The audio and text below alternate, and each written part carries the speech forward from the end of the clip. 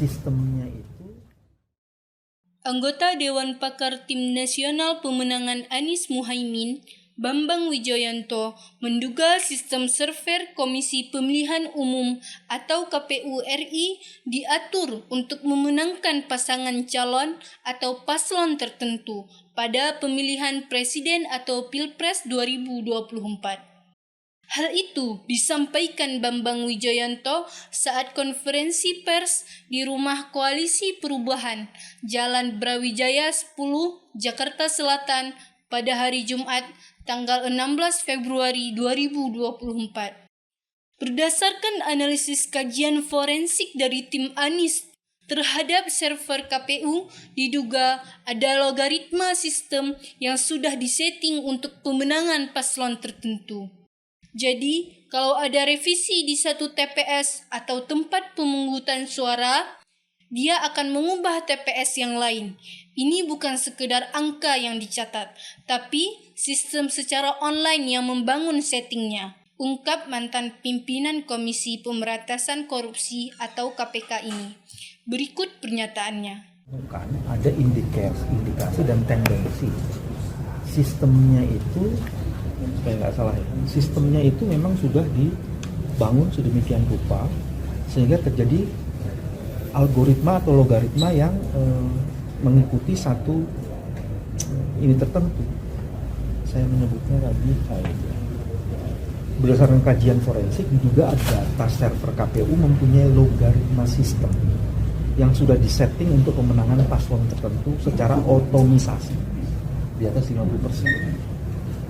Dan indikasi kuat itu dikonfirmasi dengan ditemukannya kecurangan-kecurangan berupa penggelembungan suara di berbagai wilayah tertentu termasuk markdown. Itu sebenarnya.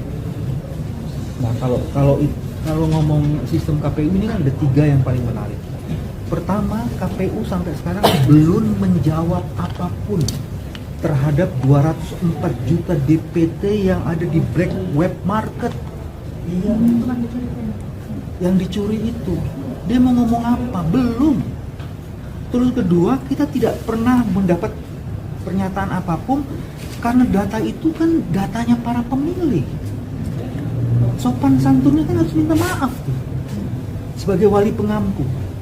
Terus yang ketiga, kita tidak pernah juga mendapatkan informasi apakah sudah ada perbaikan sistem, apakah firewall yang ada di dalam misalnya virus itu sudah dibersihkan apa belum, atau masih bersembunyi, dan apakah ada backdoor yang tetap bisa dipakai untuk masuk sehingga bisa mengacak-ngacak logaritma sistem tadi itu. Nggak ada penjelasan apapun. Seperti ini, dengan sangat mudah dia mengatakan minta maaf. Terus kalau minta maaf selesai gitu masalah? Enggak. Dengan logaritma sistem seperti itu diperbaiki, ini muncul lagi di sini. Nah, sekarang yang paling mungkin apa? Menurut saya yang paling mungkin adalah membuka diri.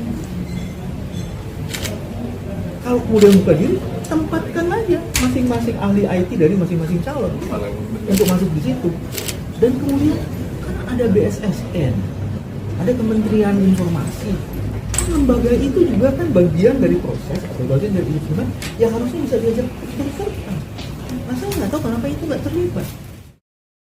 Dari Jakarta, tim liputan melaporkan untuk Puja TV Aceh.